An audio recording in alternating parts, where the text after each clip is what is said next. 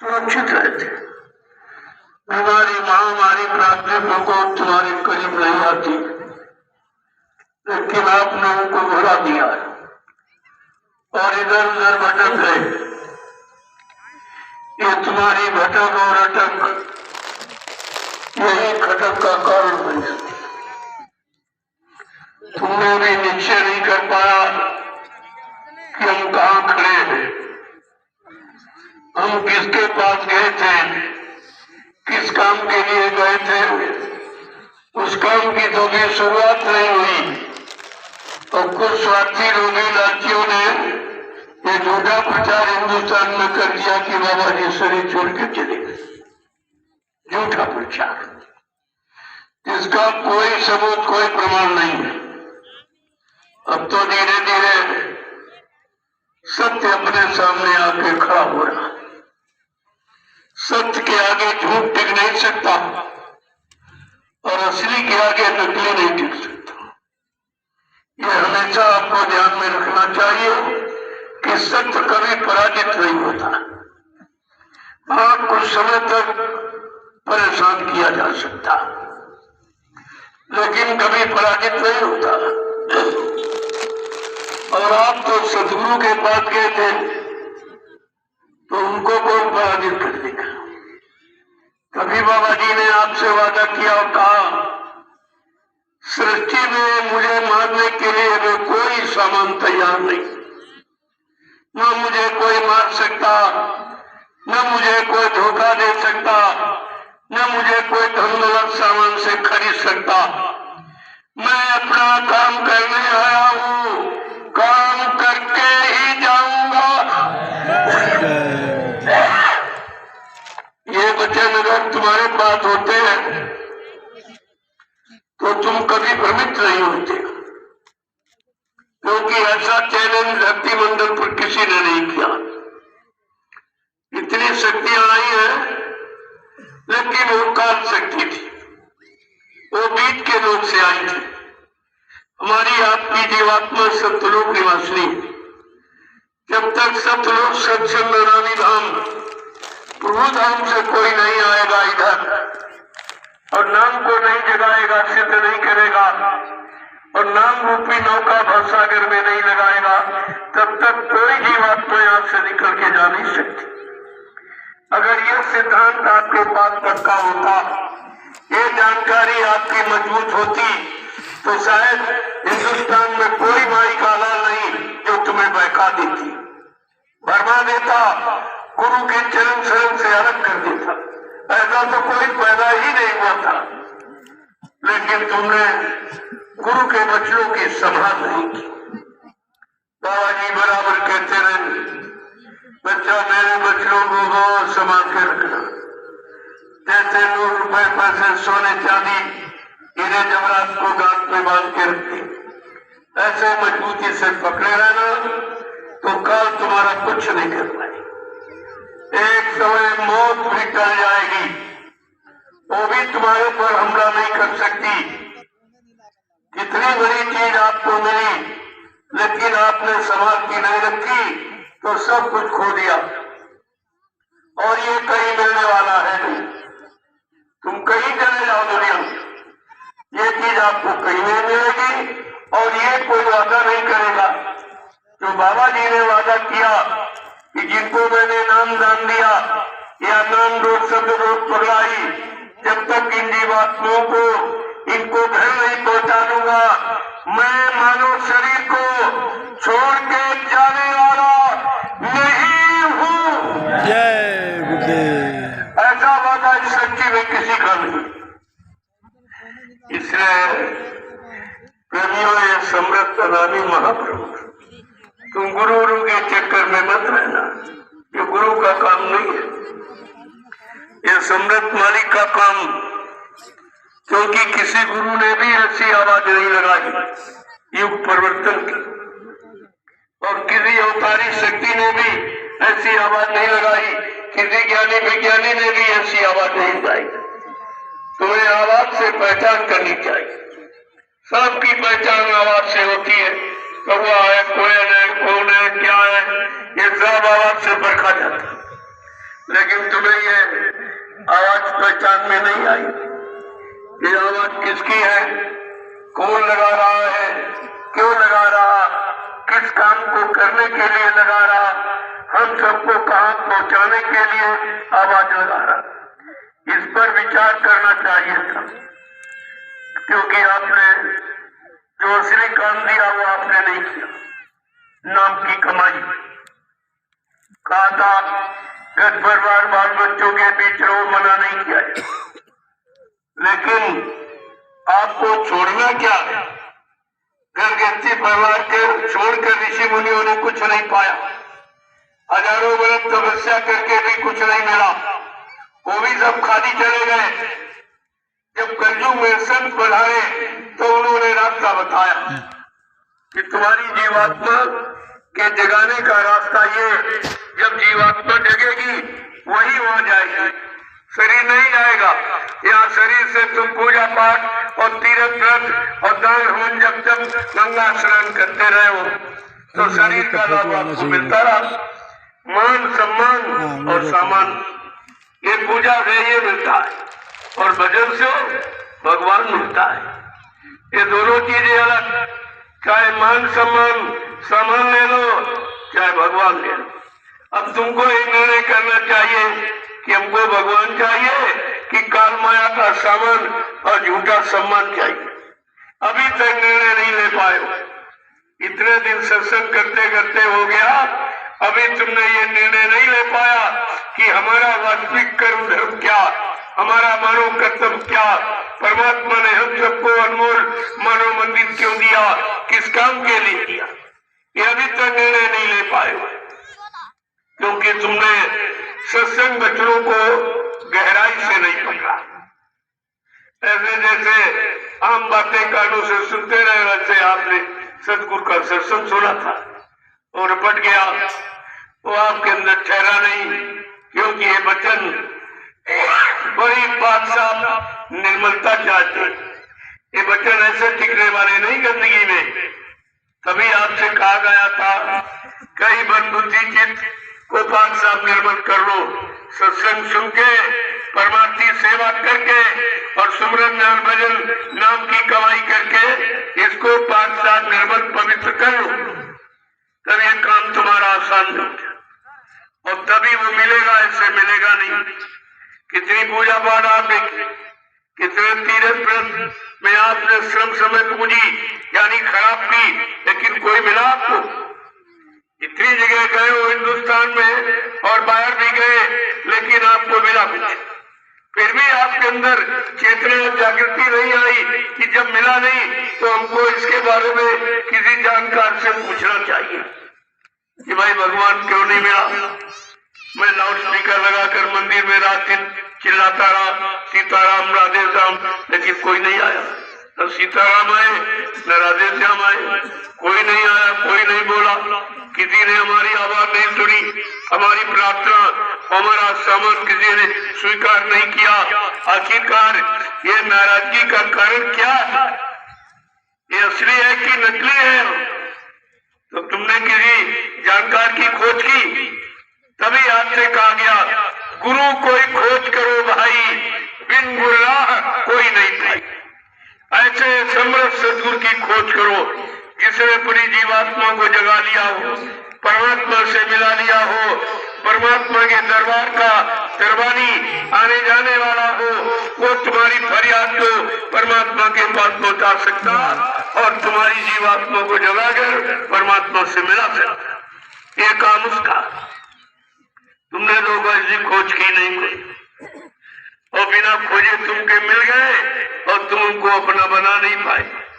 अफसोस तो इस बात का कि खोजना नहीं पड़ा, बगैर खोजे आए, तुमने बुलाया नहीं, बगैर बुलाए आए, तुमने मांगा नहीं, बगैर मांगे तुमको ये नाम का खजाना जो कोई नहीं दे सकता और किसी युग में नहीं मिला, वो आपको मिल गया। आपसे कौन सी मेहनत कराई और फिर भी आप टिक नहीं पाए। अफसोस की बात तो ये है, ना तुम्हारी कोई परीक्षा ली गई, न घर पार बाल बच्चों से अलग किया गया, न खेती दुकान दफ्तर बिजली व्यापार मजदूरी आपकी बंद कराई गई, न आपकी जात पात बिगाड़ी गई, कोई व्यवस्था में यानी हस्तक्षेप नहीं किया गया, और फिर भी आप नहीं समझ पाए। देखो कितना बड़ा आपने अपना नुकसान किया, और अभी तक तुमको इस नुकसान का होश नहीं है कि हमारा कोई नुकसान हो गया। क्यों? मेहनत से और परिश्रम से और त्याग करा के अगर दिया गया होता तो आप इसकी कीमत समझते। ये तो फोकट का माल मिल गया, चलते चलाते 1500 रुपया खर्च के मथुरा पहुंच गए और मुफ्त में नामदान मिल गया। कोई कीमत नहीं, कोई कीमत नहीं आप जानते। और बाबा जी ने क्या कहा था कि नामदान बच्चा तुम्हें धोखे में डालने के लिए नहीं दिया, और आपने भी गुरु से नामदान धोखा पाने के लिए नहीं लिया था। ये दोनों बातें अगर आपको याद होती और दो में से अभी कोई काम नहीं हुआ, फिर तुम कहते कहते हो बाबा जी चले गए, ये कैसे कहे? कोई काम नहीं हुआ, इसका मतलब जो लिखा है संतों के बारे में वो झूठ है कि संत वचन पढ़ता ही पलट जात ब्रह्मांड, चाहे ब्रह्म अपने ब्रह्मांड की रचना में तब्दीली बदलाव क्यों न कर दे, लेकिन संत जो कहेंगे वो करके दिखाएंगे। उनकी जबान दस्तावेज होती, अकाट यूनिवर्सल ट्रुथ, अकाट शब्द कोई नहीं काट सकता। लेकिन संत विधि के विधान को भी मेट सकते हैं। इतनी बड़ी सख्त सामर्थ्य लेकर मतलब मंडल पर आते।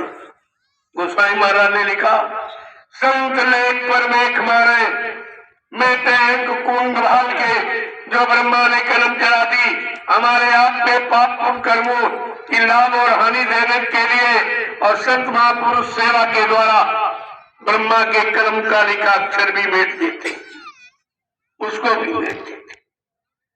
ऐसी समरस शक्ति आपको मिली, लेकिन आपने उनको जाना माना पहचाना नहीं और अपना कोई काम भी नहीं बना पाया।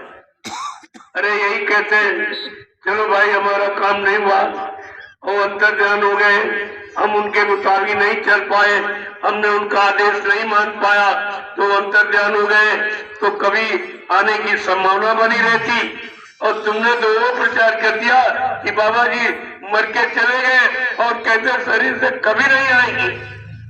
अभी शरीर का कोई वादा नहीं पूरा हुआ। कहा था बच्चा इसी शरीर से मैं नया सुरक्षा रोजी रोटी की व्यवस्था बनाऊंगा, सबको शाकाहारी बनाऊंगा, सबकी जीवात्माओं को जगाऊंगा, परमात्मा से मिलाऊंगा।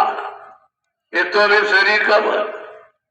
शरीर के वादे देखा मैं इसी शरीर से कलयुग को भगाऊंगा, सतयुग को लाऊंगा, और कहा मैं कलयुग का इतिहास बनाने आया हूँ। इसी शरीर से ऐसा इतिहास बनाऊंगा जो भूते न भविष्य सतयुग से द्वापर के लोग अपने अपने युग का इतिहास पढ़ना भूल जाएंगे। मैं इसी शरीर से ऐसा चमत्कार करके दिखाऊंगा जिसको हिंदुस्तानी नहीं सारा विश्व नमस्कार करेगा। और तुम कहते शरीर से चले गए, फिर कौन शरीर वाला ये काम करेगा? ऐसा कोई सच्ची में है? अगर होता तो बाबा जी ये क्यों कहते मेरा काम न कोई कर सकता, न बच्चा हमको कोई काम से रोक सकता? ये बात क्यों कहते? अगर इन बच्चों को आपने संभाल के रखा होता तो आज ये जो गुरु परिवार में संता के बादल छाए ये नहीं, ये कुछ नहीं, और सबको अब तक कहां के कहां पहुंच जाते। तुम्हारा तो रास्ते रुक गया, खत्म हो गया। अच्छा है। ऐसा प्रचार कर दिया कि उम्मीदें खत्म हो गई कि जब शरीर से कोई चला जाता है इसके बाद उससे क्या उम्मीद की जाए। 4:45 पे तुमने तो वो प्रचार किया है, इसलिए तुम्हारा अपराध ये क्षमा करने योग्य नहीं है। इसकी आपको सजा मिलेगी, क्योंकि रविदास जी के बच्चों को अगर तुम याद कर लेते जो मीराबाई के गुरु थे और सैकड़ों साल पहले आए थे, उन्होंने स्पष्ट कहा था, ऐसा समृद्ध मालिक इस भूमंडल पर कभी नहीं आया, भूते न भविष्यते, जो एक अनोखा काम करके दिखाएगा जो धरती पर कोई कर ही नहीं पाया। कहा वो जीते जी कई बार मरेगा और चंदन भेंट में वो विचरेगा। देश बचाने के लिए होगा एक आवाहन, युग परिवर्तन के लिए चले प्रबल तूफान, तीनों ओर से होगा हमला, देश के अंदर जो ही घपला, सभी तरफ कोहराम मचेगा, कैसे हिंदुस्तान बचेगा। और उन्होंने एक बात बिल्कुल स्पष्ट की, संत सत्य से कभी डरते नहीं, वो किसी से नहीं डरते, क्योंकि वो सत्य के लिए आए हैं, सतयुग लाने के लिए आए हैं, सबको सतयुगी व्यवस्था का लाभ देने आए हैं। इसलिए सत्य कहने में वो डरते नहीं। उन्होंने कहा, जिसने भारत मां सताई और जिसने इसकी करी लुटाई, नेता मंत्री हो अधिकारी, इनको जान बचाना होगा भारी। एक दिन ये छोड़ सब मैदान भागेंगे, अपने अपने घरों में छिपेंगे, लेकिन वो महापुरुष क्या करेगा? ढूंढ ढूंढ कर बदला लेगा, सब हिसाब चुकता कर देगा। जितनी मथुरा की संपत्ति लूटी इन दोनों ने, एक एक पाई का भुगतान करना पड़ेगा, इससे कोई बचने वाला नहीं है। बाबा जी ने पहले ही आपको बता दिया कि सत्संगी के कमाई के 9 अंगुल था, और भजन करे तो उगरे और नहीं तो फारे हाथ। क्या भूल गए आप इन बच्चों? ये सत्संगियों का धन है, जो 60 साल प्रेमियों ने बाबा जी के हाथ में पकड़ाया, वो 60 साल की कमाई कहां गई? सब बंदरबाट हो गई। सब मतलब यानी बोधों में, अपनी सुरक्षा में, यानी मतलब इस व्यवस्था में तुम्हारे जो श्रद्धा सेवा भाव का आपने दिया था सेवा के रूप में बाबा जी के हाथ में, वो सब इसी में खर्च कर। सत्य को छिपाने में, बाबा जी की मौत के बारे में छिपाने में, ये सारी संपत्ति तुम्हारी चली गई, जो 60 साल आपने मथुरा में बाबा जी के हाथ में पकड़ाई। इन दोनों ने बंदरबाट किया, तो इसका तो खामियाजा भोगना पड़ेगा। जब रविदास जी पहले लिखे और बाबा जी ने भी पहले कह दिया कि भाई ये धन तो जहर है, ये प्रेमियों का धन, ये मेरा, उन्होंने मुझको दिया है, ये मेरा है और मेरा कोई हजम नहीं कर सकता। और ये भी कहा, जो हमसे टकराएगा वो चूर चूर हो जाएगा। जय गुरुदेव।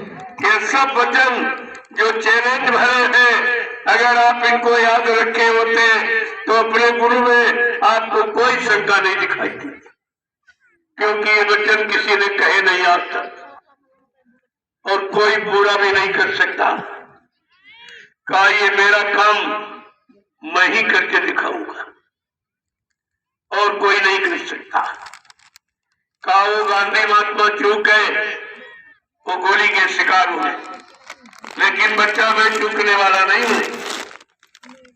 ये राजनीति लोगों ने कोई कसर नहीं रखी, मार डाली, लेकिन मैंने इनसे चैलेंज के साथ कह दिया, अरे भाई मुझे कोई मार ही नहीं सकता। ये शरीर है चमड़े का खोल, ये तो इधर उधर तुम कर सकते हो, लेकिन इसमें रहने वाली चेतन जीवात्मा तो मेरी, उसे कोई नहीं ले जा सकता। मैं जहां चाहूंगा निकाल कर वहीं पर इसको रखे रहूंगा, और जब चाहूंगा तो फिर आ जाऊंगा। आपको ये मालूम नहीं भेद है, ये अंतर ध्यान का भेद मालूम नहीं है। ये अंतर ध्यान हो जाते जब चाहेंगे तब इधर उधर। और इसीलिए बाबा जी ने कहा था 1959 कि अगर भविष्यवाणी तुम्हारे पास हो या कोई मतलब यानी कैसी और कोई पत्रिका हो तो उसमें आप पढ़िए कि बाबा जी ने क्या कहा था कि आगे ऐसी नाजुक स्थिति बना के खड़ी कर दूंगा, फिर कुछ दिनों के लिए बच्चा मैं तुम्हारे से दूर चला जाऊंगा, तुम इतनी जल्दी मुझे पहचान नहीं पाओगी। मैं समय से आके अपने सब काम को करके दिखाऊंगा, लेकिन तुम मेरा इंतजार भजन करके करते रहना। कि आपने ये आदेश माना है, भजन करके आपने इंतजार किया, लेकिन कुछ बाबा जी ने भी कहा था कि भगवान राम को परिवर्तन करने में 14 वर्ष, कृष्ण को 18 दिन लगे, लेकिन बच्चा कलयुग के परिवर्तन में हमको 18 मिनट भी नहीं लगेंगे। मेरे पास ऐसी भूमिका व्यवस्था है। फिर भी आपकी समझ में नहीं आया कि कलयुग इतना खराब, इतनी गंदगी, इतने पाप, अत्याचार, अनाचार, भ्रष्टाचार, लेकिन समर्थ महापुरुष क्या कह रहा कि हमको ये गंदगी हटाने में 18 मिनट भी नहीं लगे। ये 18 की घटना बड़ी खतरनाक है। ये 18 अंक बहुत खतरनाक है। 18 का महाभारत है और 18 में ये लीला हुई। तो आपको सोचना चाहिए कि 18 अंक क्यों निश्चित किया गया, क्या और कोई संख्या नहीं थी? अभी तक आप इस पर विचार नहीं कर पाए हो कि महाभारत 18 दिन चला था। आज भी 18 परिवर्तन की आवाज आपके सामने, लीला की शुरुआत आज भी 18। ये सब सोचना चाहिए। ये 12 तारीख और 18 ये क्यों रखा गया, क्यों निश्चित की गई?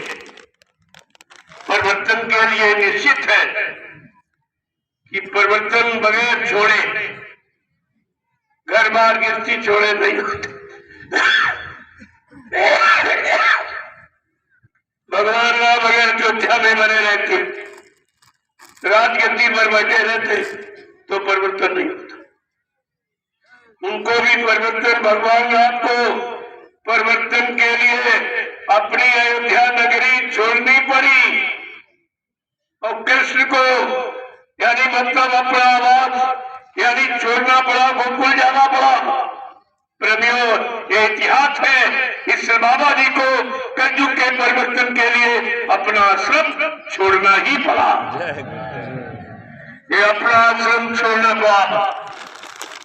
ये परिवर्तन की निशानी। न आपको पहले युग का इतिहास मालूम है, न वर्तमान समझ में आ रहा, और शंका में चल के और आपने बना कितना भारी नुकसान किया। बाबा जी तो कह रहे थे मैं अपने भक्तों का इतिहास बनाऊंगा। जो तुम्हारा इतिहास बनाने आया और तुम उसी को कहते मर के चले गए, तो फिर इतिहास कौन बनाए? ये भी कभी विचार किया है? वैसे बाबा जी ने कहा कि तुम सब लोग भाग जाओ, फिर भी मैं परिवर्तन करके दिखा दूंगा। जिस महापुरुष को हमारी तुम्हारी जरूरत नहीं, अकेले ही परिवर्तन कर सकता, लेकिन वो अन्य युग की भांति अपने भक्तों का, अपने शिष्यों का, अपने मुरीदों का इतिहास बनाना चाहती।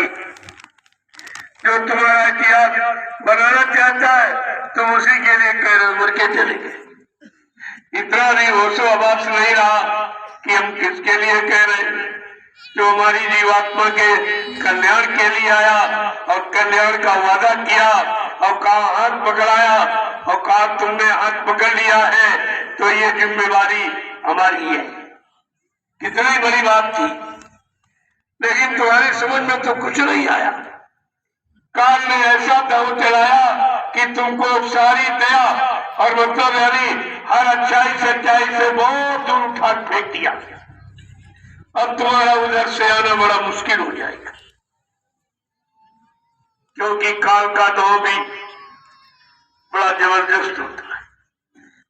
हाँ, दयाल को अगर पकड़े रहते तो काल कुछ नहीं कर सकता। दयाल को काल और महाकाल और ये सब डरते।